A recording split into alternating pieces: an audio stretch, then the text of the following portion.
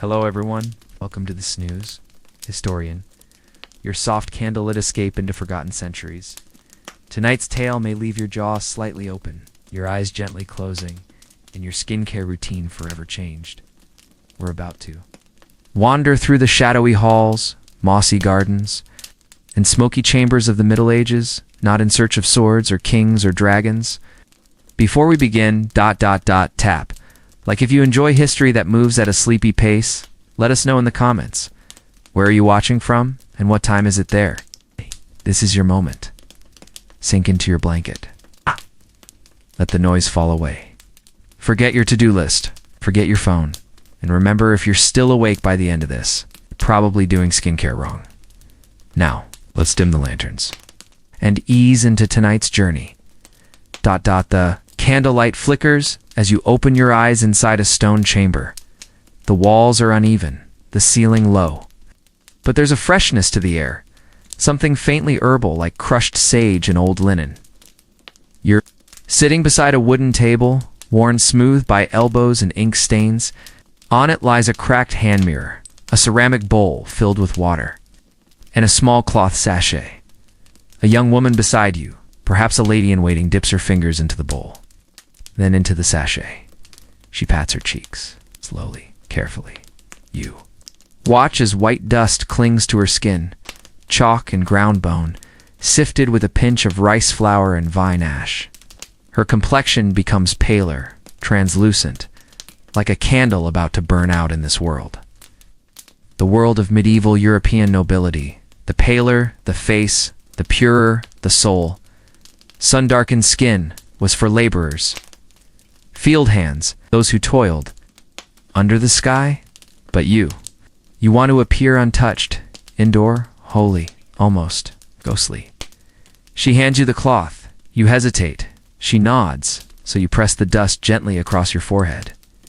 Cheeks, chin, you feel cool, smooth, and slightly absurd. There is no blush, no bronzer, only light. The kind of fragile light that priests imagine angels have. God loves a clean vessel, she whispers. You're not sure if she means spiritually or cosmetically. This pale aesthetic is more than a fashion. It's a class marker, a moral signal. And in the absence of SPF 50, you'll need to stay in the shade, or wear a veil, or carry one of those ridiculous umbrellas made of goose feathers in prayer. Some women, especially in France, went further. They bled themselves just slightly before special occasions, to appear more pale, more saintly.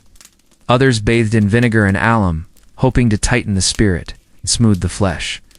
Historians still debate whether these rituals were strictly followed or exaggerated by chroniclers. But we do know that powder recipes survive in monastery texts, passed between abbots and apothecaries alike. You close your eyes again. You smell wax and rosewater, the hint of something sharp. Like lemon, you have officially entered the pale, powdered world of medieval beauty. Try not to sneeze. Later that afternoon, you're invited to a small chamber above the chapel. The ceiling beams are low. Single stained glass window spills colored light across the floor. And at the center of the room sits a stool, a silver bowl, and a bundle of tools wrapped in wool. The woman you met earlier unwraps the cloth bundle. Inside are tweezers, string, a small bottle of lavender oil. She gestures toward the stool. You sit. She begins to pluck your hairline. Yes, you heard that right. In the Middle Ages, particularly in England and Northern Europe, the ideal feminine. Forehead was high, wide, and impressively bare. A low hairline meant brutishness, a high one.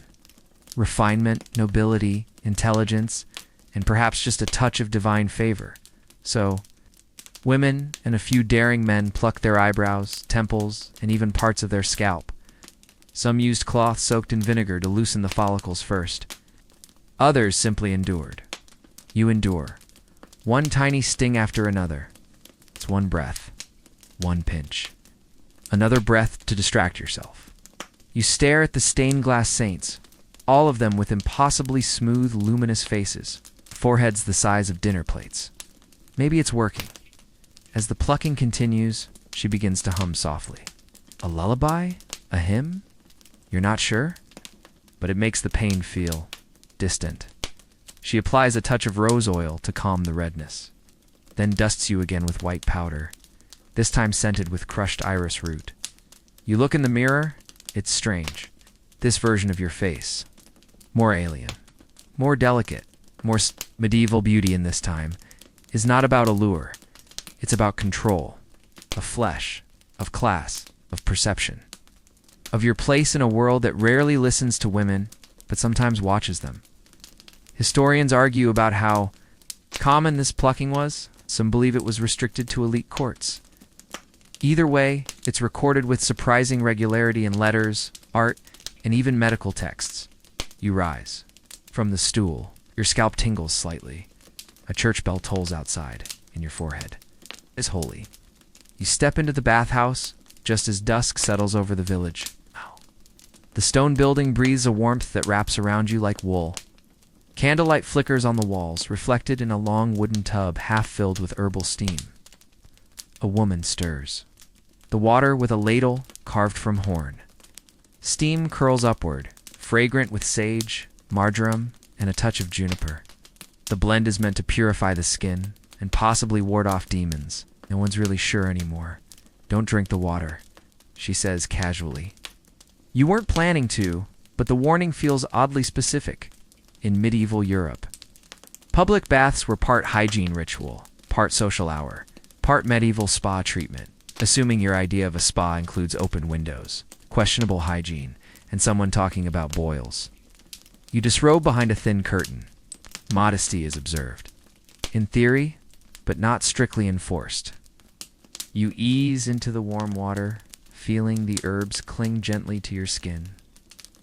Nearby, an older woman rubs crushed walnut shells on her arms. Exfoliation, medieval style. Another woman soaks strips of linen in vinegar to wrap around her legs to shrink them, she mutters. You wisely do not ask questions. The air is full of murmurs, beauty advice, pregnancy rumors, herbal remedies, and whose neighbor may or may not be a witch. Some bathers believe the steam opens the soul to divine truth. Others are just here to relax and hope for fewer pustules. One woman pulls out a pouch and begins stirring something murky into a bowl. You catch the scent of honey, salt, and ashes. It's a scrub or a curse. Possibly both. Historians still debate how widespread these beautifying baths really were, especially among peasants. But records from towns like Paris, Bologna, and even London describe shared bathing rituals that doubled as cosmetic upkeep. As the herbs seep into your pores, you feel lighter. Not cleaner, exactly. But closer to something sacred and soft beauty, after all, often begins in steam and ends. In stories, you close your eyes and listen. Someone's singing gently in the corner. You might not wake up until morning. When morning breaks, you find yourself in a noblewoman's chamber. The floors are covered with woven wool. The window's been opened just a crack, letting in a sliver of light and a breeze that smells faintly of rain and roasted onions. At the center of the room, a table. And on it, an array of small, strange jars, some ceramic, some glass, a few wrapped in dried leather. It looks more like an apothecary than a dressing table. Your host approaches a woman with impossibly pale skin, clear eyes and a neck, so long it could serve as architectural inspiration. She dips her finger into one of the jars. White lead, she says softly.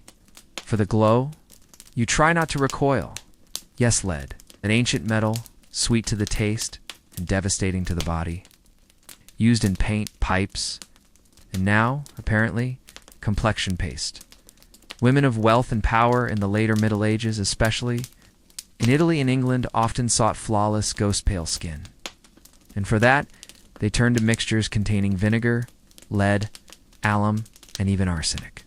It burned, it tightened, killed slowly but fashionably. She applies a layer of the paste.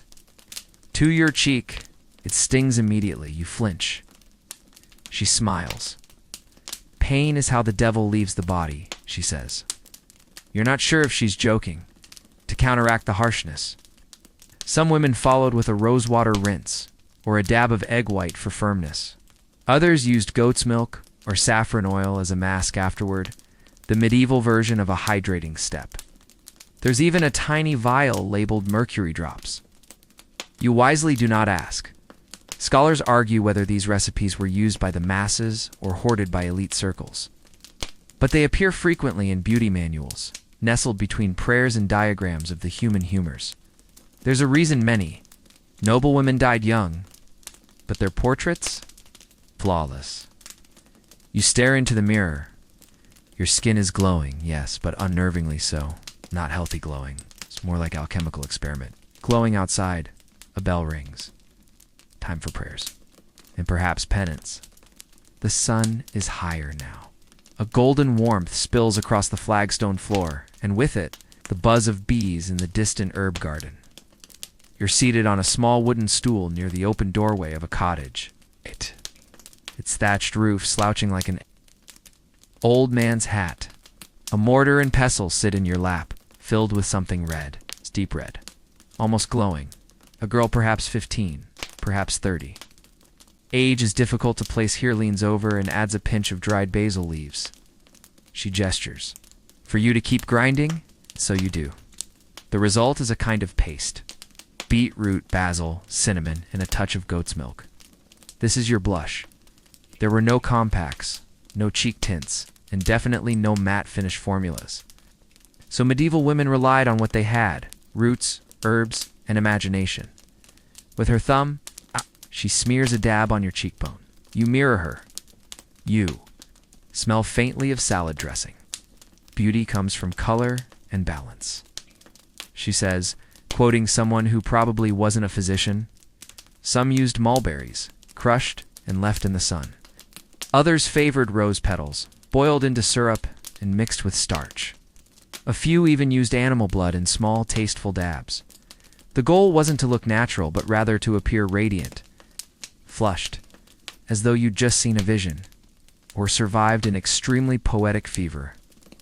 This ritual isn't for nobles. It belongs to the village. It happens on feast days, weddings, and the occasional market flirtation. Historians still debate whether these practices were widespread or more regional, particularly in southern France, the Italian countryside, and parts of Moorish Spain, where herbal knowledge was rich and deeply syncretic.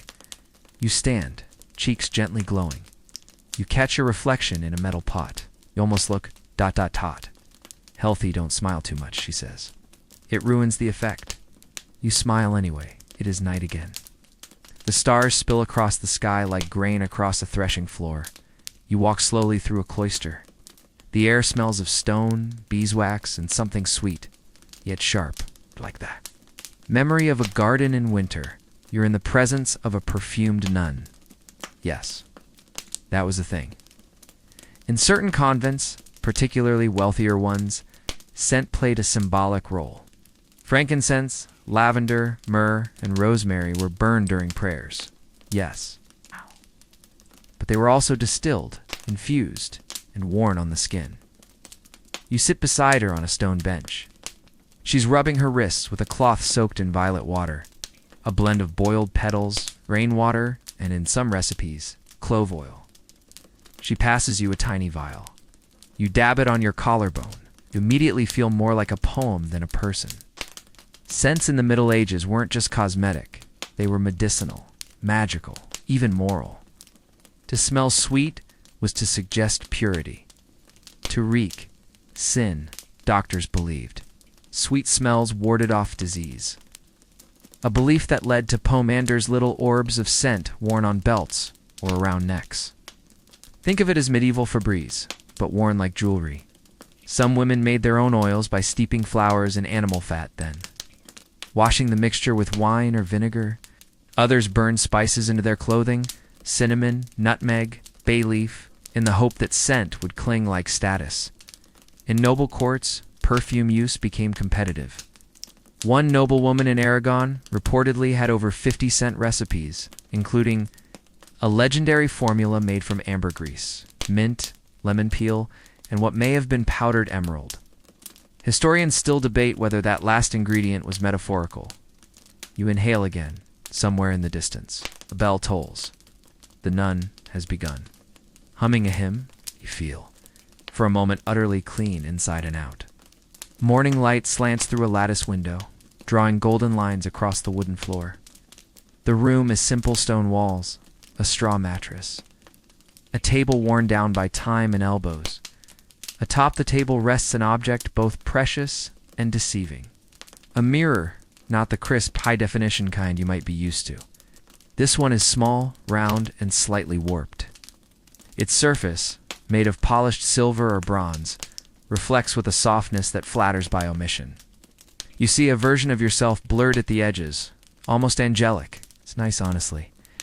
In the Middle Ages, a mirror wasn't just a toolet, it was a symbol of vanity, truth, or temptation, depending on who you asked. Beside the mirror lie a few beauty implements, a comb carved from bone, a pin for securing veils, and a small pair of tweezers likely repurposed from something intended for livestock. You try not to dwell on that. The young woman tending her hair beside you draws a wooden stylet through her tresses. Untangling knots with deliberate care, she hums. The tune isn't familiar. Probably local. Probably old. You pick up the comb and run it through your own hair. It snags hard. She offers you olive oil pressed last autumn, still sharp on the nose. You rub it through your scalp and the comb slips easier. Oiled hair, after all, was a mark of care and control. Beauty tools. Varied across regions. In the East, brass mirrors were prized. In parts of Scandinavia, they were rare luxuries. Some had mirror, charmsteiny, reflective surfaces worn around the neck to repel evil thoughts. Whether it worked is up for debate, especially among those evil thoughts. Historians still argue whether common folk had regular access to mirrors. Many relied on reflections in water, polished metal, or guesswork. You gaze once more. Your face looks strange, quiet, serene. Maybe it's the lighting. Maybe it's the oil. Maybe it's just the magic of soft-focus medieval silver. You place the mirror. Down gently, it doesn't argue. You're standing in the courtyard behind a cottage, where laundry flaps on a line like flags for a festival of soap. The woman beside you is stirring something in a pot over a small fire. It bubbles ominously. You ask what it is? She says very matter-of-factly, soap. You're immediately concerned. She explains, this particular blend uses animal lard, wood ash, and a splash of urine. Yes, urine. Human. Fermented. Allegedly. Collected at night and stored in a jar buried beneath the floorboards. You smile and nod like that's totally normal. Medieval soap wasn't scented with peonies and sea breeze. It was functional, often harsh, and occasionally painful. She hands you a bar. It's heavy gray, slightly crumbly. You rub a bit on your forearm. It smells clean. In a very earthy, terrifying kind of way, soap dash making varied across Europe. Castilians produced milder, olive oil-based versions that nobles preferred. The farther north you went, the more likely soap would remove not just dirt, but possibly the top layer of your skin. Some women added herbs thyme, lavender, marigold petals to soften the blow. Others believed scrubbing too hard offended the body's humors, so they patted gently and whispered apologies. You're not sure if that helped either. Bathing wasn't daily, not even close. A weekly scrub was luxury. For many it was seasonal, so soap became both tool and symbol. To own it, use it, and not be burned by it meant status, or at least tolerance. One woman next to you laughs as the lye stings her fingers. Beauty is pain, she mutters. Historians still debate how widely soap was used versus only rubs, or full body scrapes with cloth. But archaeological digs have turned up soap residues in unexpected places. People cared. They really did. You rinse your arm in a bucket of rainwater. It smells faintly of ash and thyme. You're clean. A medieval clean. Which means don't sniff too closely. You find yourself seated near a window, its shutters barely cracked to let in a breeze. The room smells faintly of old linen, pressed lavender, and something sharp, maybe vinegar, maybe ambition. A woman stands behind you, combing your hair, or what's left of it. Hair, in the Middle Ages, was a battlefield between modesty and seduction. sanctity, and fashion. It was wrapped, oiled, shaved, and sometimes even plucked out entirely. She's tugging a little too hard. You say nothing. It's the custom. Smooth forehead is holy, she says softly, as she plucks a strand near your temple. Flinch. She doesn't. In some circles, particularly among the nobility, high foreheads were considered beautiful, so much so that women would pluck or shave the front of their hairlines to raise them. Think more forehead equals more elegance. It's a strange math, but there it was. She hands you a small pot of almond oil. You're to rub it into the scalp nightly. It's said to encourage growth. And if that fails, there's always onion juice, nettle tea, or a paste made from crushed lizard tails. You don't ask if she's tried the last one. You glance at her own hair, braided intricately, coiled into buns, wrapped under a silk net. The effort is visible. Sacred married women must cover their hair, usually with a veil or wimple. Unmarried. Girls, long hair worn down, like soft declarations fluttering in the wind. But even for peasant women, care was ritual. Hair was an outward symbol of control, grace, and occasionally rebellion. Historians still debate how often people actually styled their hair in these elaborate ways, whether the records reflect daily life or just church art and court paintings. But the patterns repeat. Long, shiny, smooth. It's always controlled, always watched. She braids yours into a simple plait, ties it with thread. Now you look respectable, she says. You didn't know you didn't before. You blink slowly in the firelight. Someone is painting your eyelids with a small soot-black stick. You want to sneeze, but that would ruin the whole effect.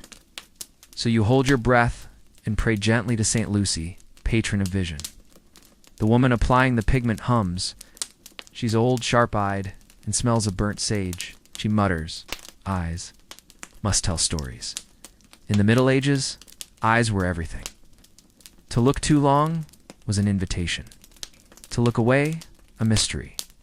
So women darkened them, not always for seduction, but for definition, protection, and sometimes religion. What she's using now is likely coal made from burnt almonds, charcoal, or galena, a lead-based mineral that may or may not make you go blind over time. Beauty was risky. So is living. You resist the urge to rub. Dark rim shows strength, she adds, nodding in approval. In Arab, Persian, and even some Byzantine circles, kohl was common, worn by men and women alike. It was believed to ward off the evil eye, protect from the sun, and enhance beauty. Its use traveled into Europe through trade, crusades, and the occasional monastery experiment gone wildly glamorous. Poorer women made do with what they had: soot from lamps, crushed berries, or even dust mixed. With goose fat, the results? Unpredictable. A nun in a nearby convent was once scolded for using charcoal to appear too lively. The records don't say if she stopped. Historians still argue whether most medieval Europeans wore eye makeup regularly or if it was limited to certain cities, cultures, or subversive monks with too much time. You blink again. Your eyes look larger, stranger, like something out of a dream or a cautionary tale. Now go outside, she says.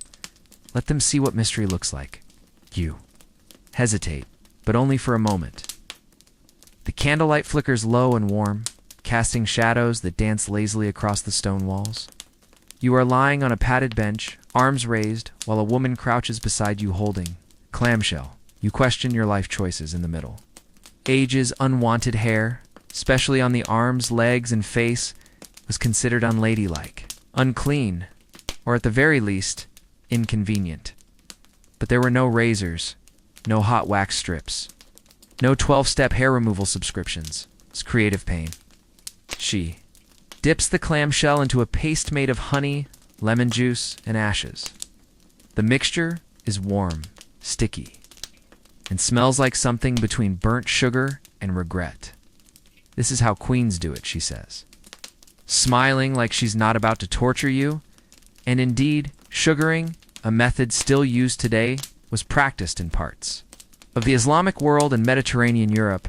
Is a warm mixture of sugar and water rolled into a ball, pressed on, then ripped off. Yes, ripped off. You flinch, she continues.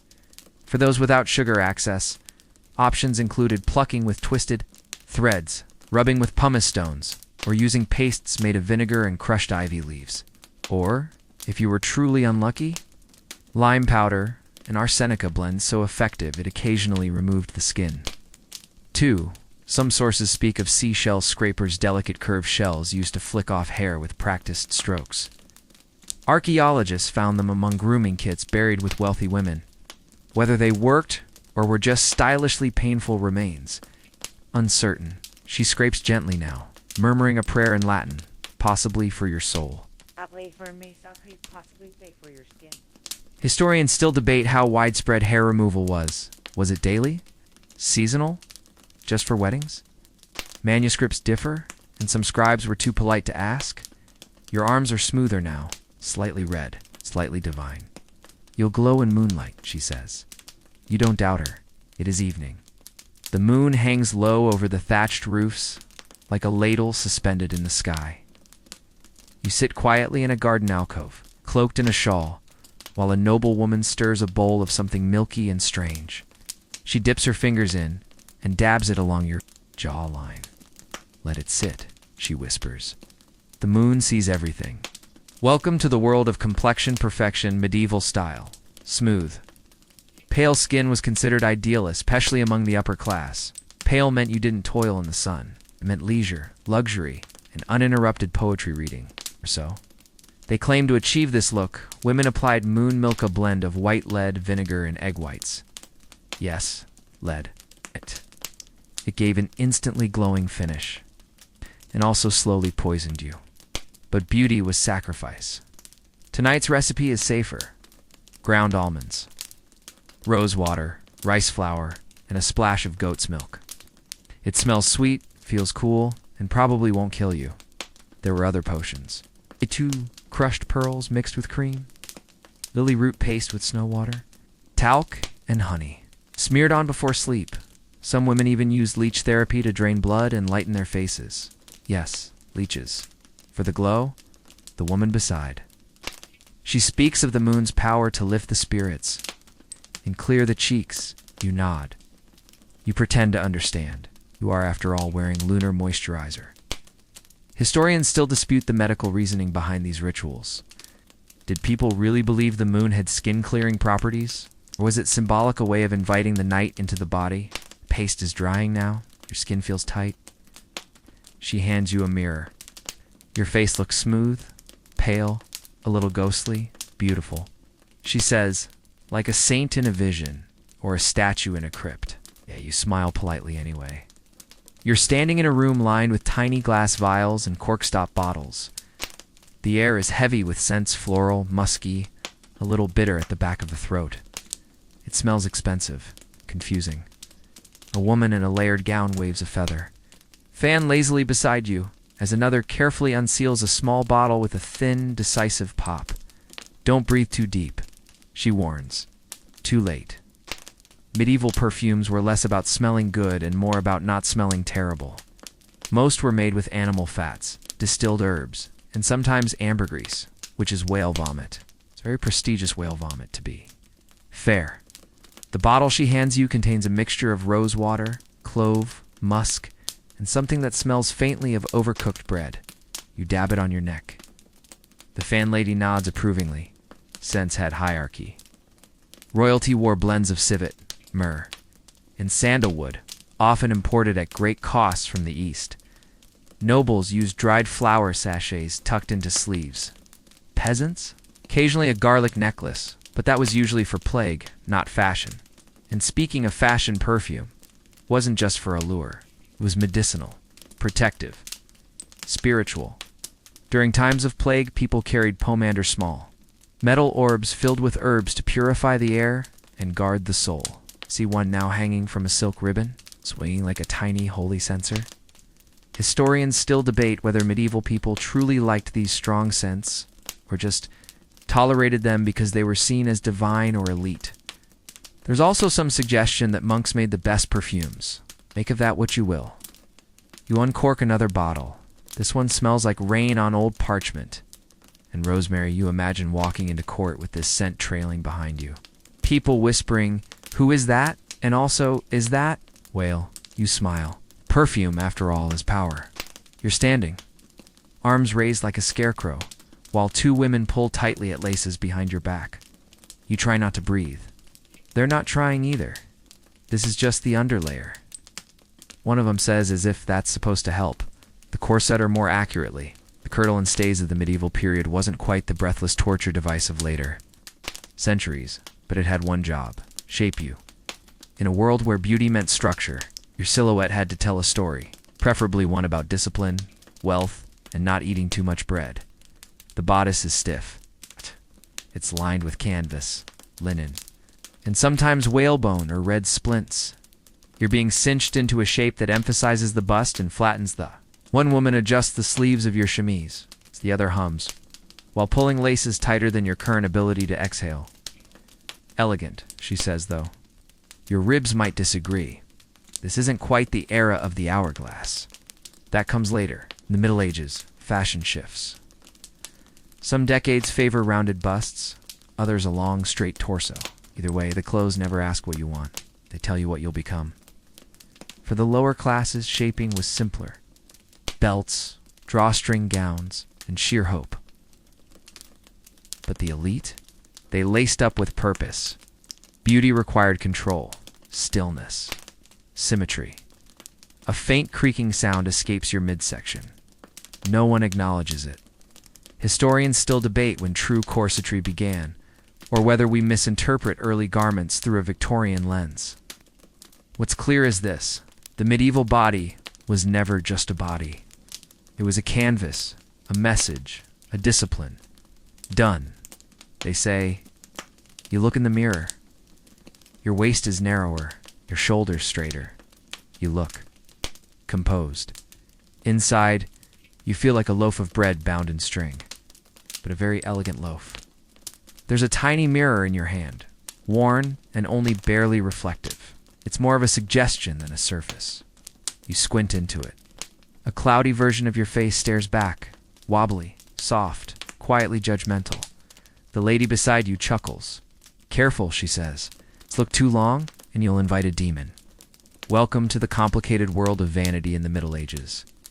Beauty was good, God's gift, but caring too much. That was dangerous, witchy even.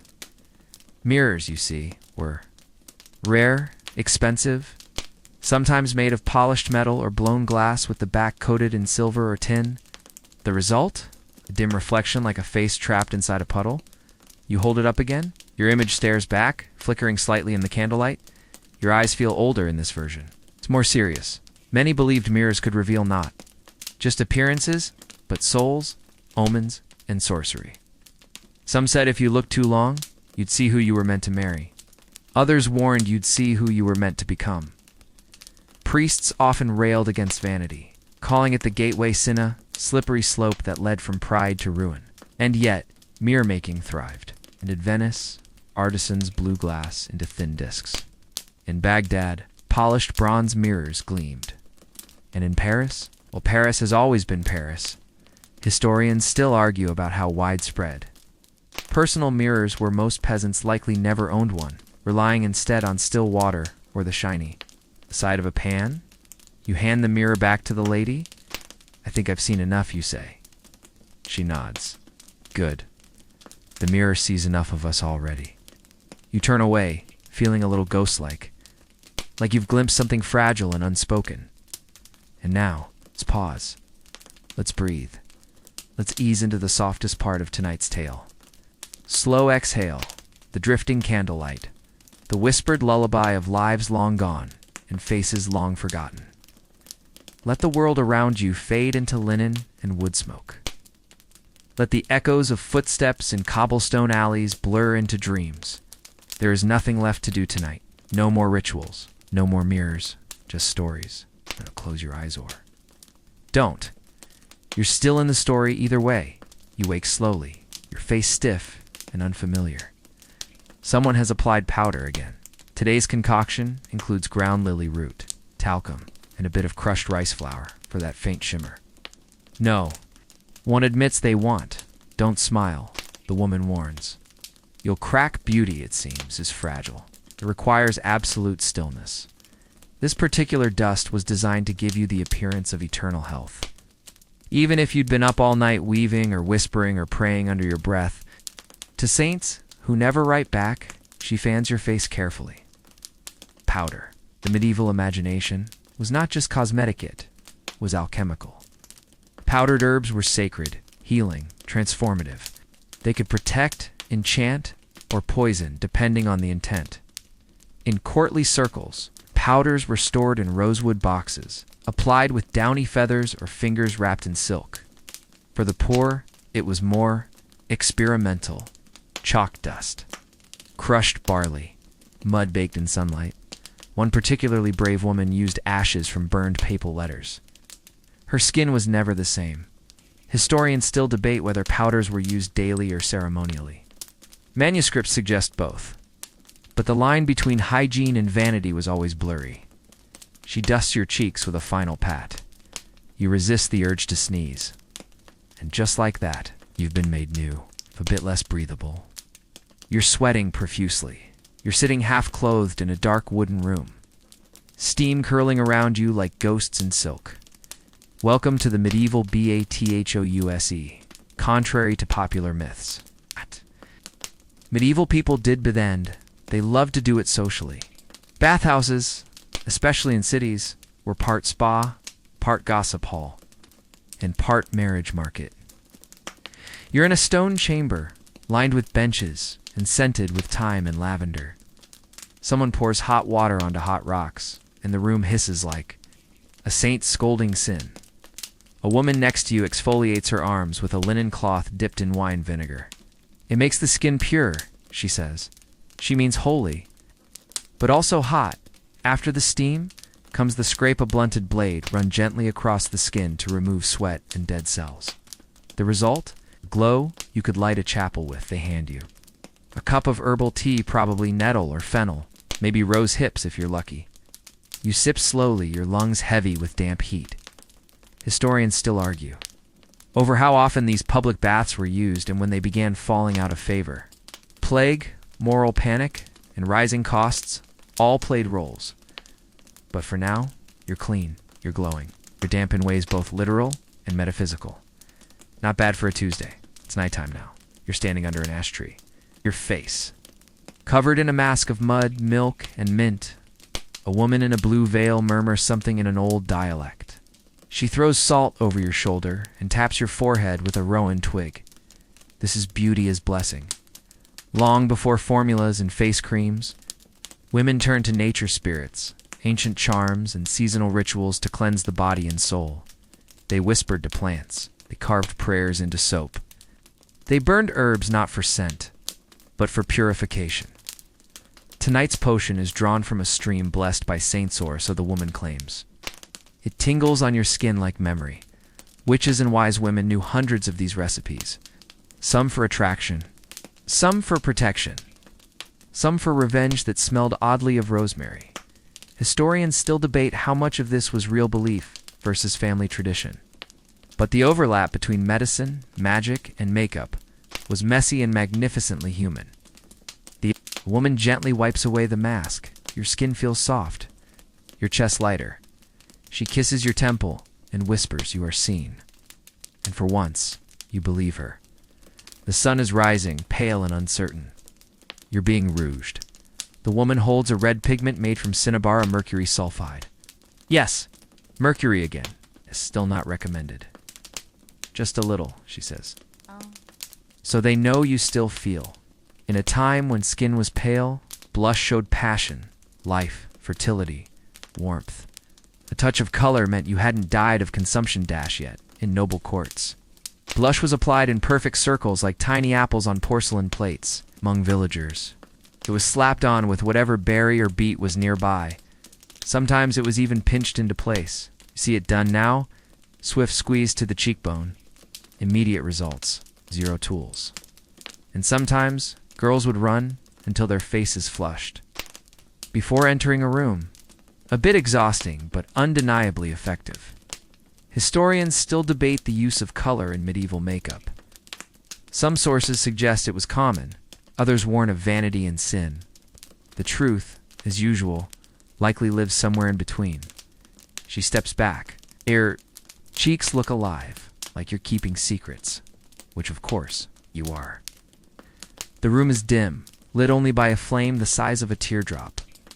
You're sitting on a straw-stuffed mattress while someone rubs a cool ointment across your face. It smells faintly of lard, lavender, and maybe a bit of onion. Beauty sleep, she says with no irony whatsoever. You nod and try not to stick to the blanket. Before, night serums came in tiny glass jars and cost half a month's wage.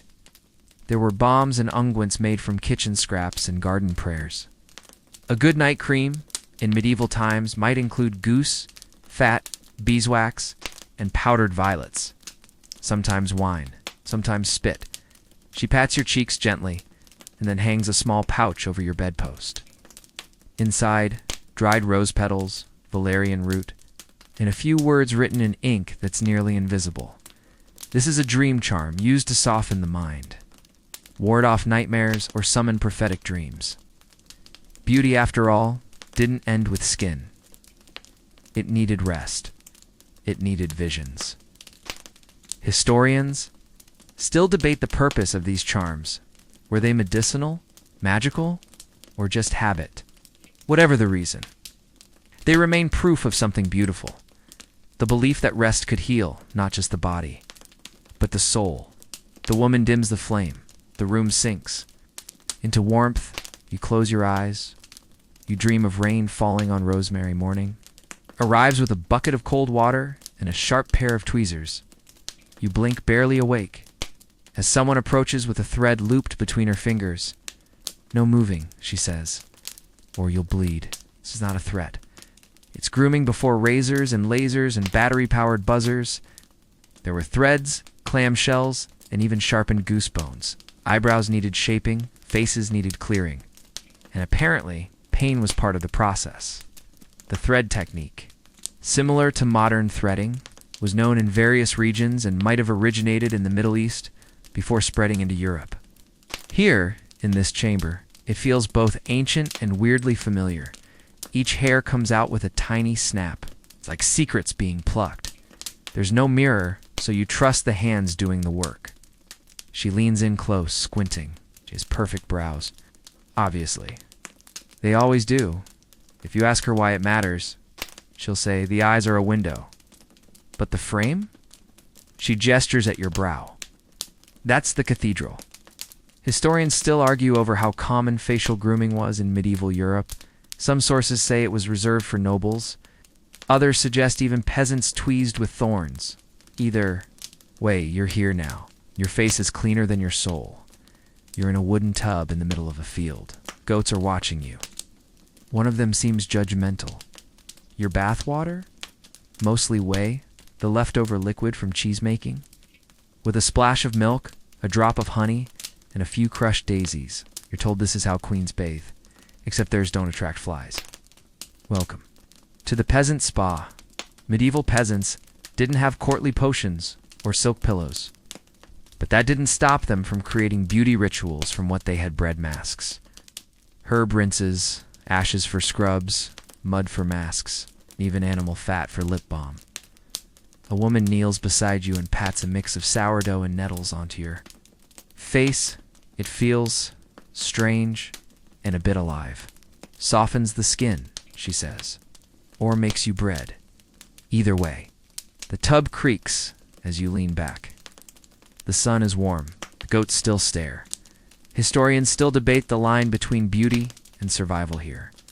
Did peasants indulge in vanity? Or was this just hygiene pretending to be ritual? Close your eyes and let the milk swirl around you. Whatever it was, it worked. Your skin feels new and slightly edible. There's a flickering candle, a copper basin, smell of burning herbs and eggshells. You are in the chamber of an alchemist. She wears gloves and mumbles in Latin.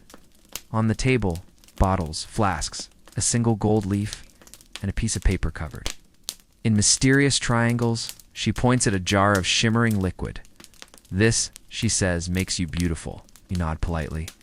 It also looks mildly cursed. Alchemical beauty treatments in the Middle Ages blurred the lines between science, magic, and hope. Some promised eternal youth.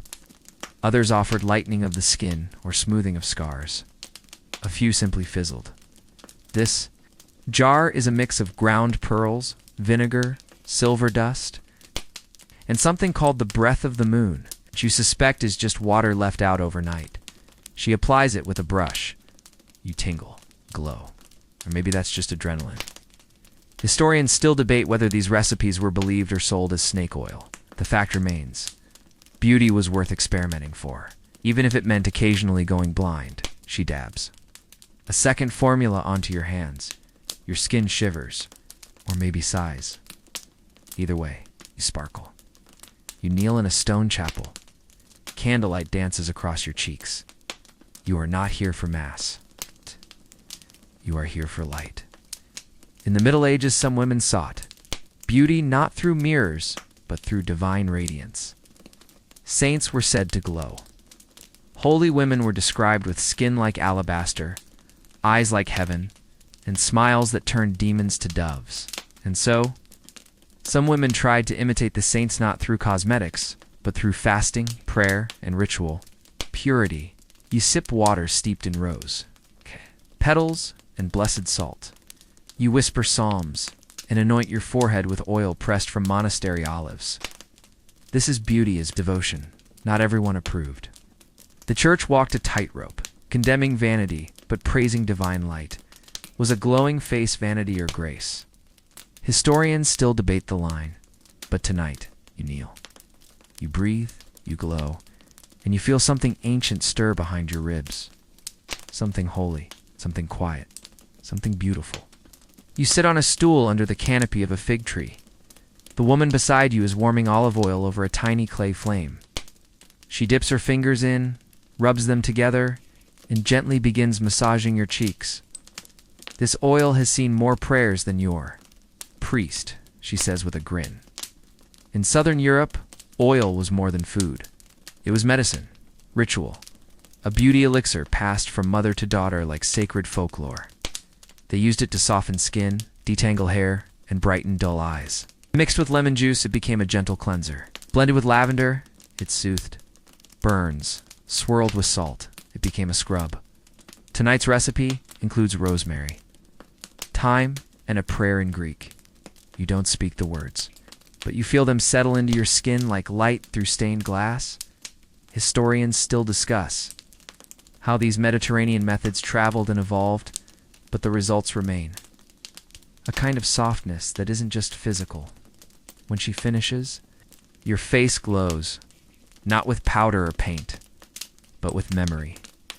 Your new face is drying as you sit on a velvet stool. This one is made from egg whites, flour, and a splash of white wine. It tightens as it dries, pulling your features into something faintly statuesque. You feel like a fresco pretending to be human. Noble women, especially in late medieval courts, used beauty masks as both protection and projection. To guard the skin, yes, but also to sculpt it. These were made of rose water, honey, clay, and sometimes mercury, again, in the eternal pursuit of paleness and perfection. But this was more than just skincare. This was display. Court appearance was a chess game of beauty, power, and politics. The way your cheek caught the light, it might earn you a husband or a rival. Sometimes masks were applied just before guests arrived. The dry surface would crack and flake, revealing skin underneath fresh, flushed, live. Historians still debate whether these masks were common across all noble courts or limited to a few wealthier regions. What's clear is that beauty became armor. You smile, and the mask breaks. So does something else inside you. And that, perhaps, is the point. You sit between two friends. One brushes your hair, the other braids. Your scalp tingles, your heart settles. Hair. In the Middle Ages wasn't just grown, it was shaped, sung over, and scented. Long hair meant virtue. Loose hair meant vulnerability. Covered hair meant respect. Braided hair meant stories. Women braided spells into their hair. They tied ribbons dipped in oils They combed with bone tools, and they perfumed their locks with sachets of lavender, rose petals, and sometimes cloves stolen from the apothecary. You're told this braid is for clarity of mind. Or maybe to keep away suitors. Depends who you ask. They hum as they work. To braid tightens, your thoughts begin to untangle. Historians still question how often elaborate styles were worn daily versus special occasions. But the evidence remains combs. In graves, poems in court, paintings and scaps, you feel beautiful. Not because of what they've done, but because you didn't do it alone. You're given a vial small glass. It's warm from being held too long. Inside, liquid perfume, amber-hued and slow-moving. You open it carefully. The smell is sweet and strange. Myrrh, spikenard, rose, and a faint note of something spicy maybe. Cinnamon or clove. Perfume in the Middle Ages was part art, part magic, part hygiene. Scent was seen as a sign of purity, virtue, and divine favor. Saints were said to leave the smell of incense in their wake. On linen. Women dabbed perfumes on prayer books so that even devotion smelled sweet. Today's blend was made in a back room of a spice trader's shop. It's aged under moonlight and stored in glass from Venice. Historians still explore how perfume recipes traveled. Along trade routes from Baghdad to Cordoba, to Florence shifting with every hand and tongue. You dab a drop behind your ears, you smell like memory. Like something worth remembering. The woman looks you over. You're too beautiful now, she says. It's dangerous. You laugh, but she doesn't. In medieval folklore, beauty attracted trouble, jealousy, evil eyes, even demons. A girl too lovely might be cursed. A boy too handsome might be mistaken for a fae. So charms were made. Ugly necklaces, smudges of soot behind the ear, shoes on the wrong feet. Anything to throw off spirits. A drop of blood on the lip to balance out beauty. A crooked ribbon in the hair. Smear of ash on the chin. This wasn't vanity. It was protection. You're given a talisman made of bones, thread, and a fragment of mirror. Keep it hidden, she says. You'll stay safe. Historians still debate whether this fear of beauty was widespread or localized to certain regions. But the stories remain. You tuck the charm into your pocket just in case. And now, the ritual ends. You're back in your chamber. Single candle flickers beside your bed. You're wrapped in linen.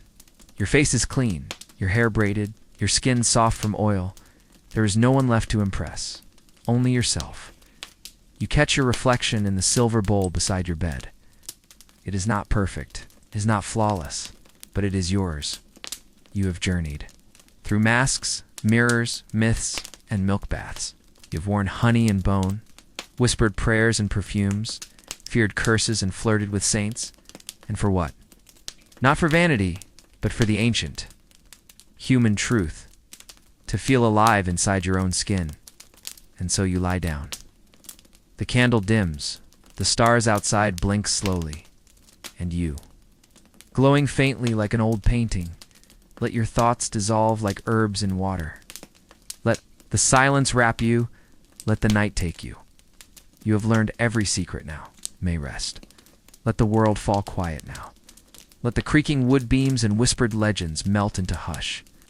Let the soft rustle of old dresses and the flicker of forgotten candles drift gently into your dreams. You've wandered through centuries of beauty not meant to impress but to comfort. You've bathed in milk beneath starlight. You've smeared your cheeks with berries and prayer. You've watched your face change in a mirror made from tin and time. You've felt how heavy a single drop of perfume can be. How strange it is to glow, how tender it is to be seen. And now, there is nothing left to do. No potions to mix, no thread to pluck, no ribbon to tie. Just your breath is in the warmth around you. It's in the slow unfolding of rest. Perhaps tomorrow you'll remember this as a story. Or perhaps it will slip into your dreams, weaving itself among your own memories. Either way, the night will keep it safe, and so will we. Thank you for letting this old world walk with you. Sleep well. You were beautiful. Long before any ritual began, and you'll still be beautiful when morning comes.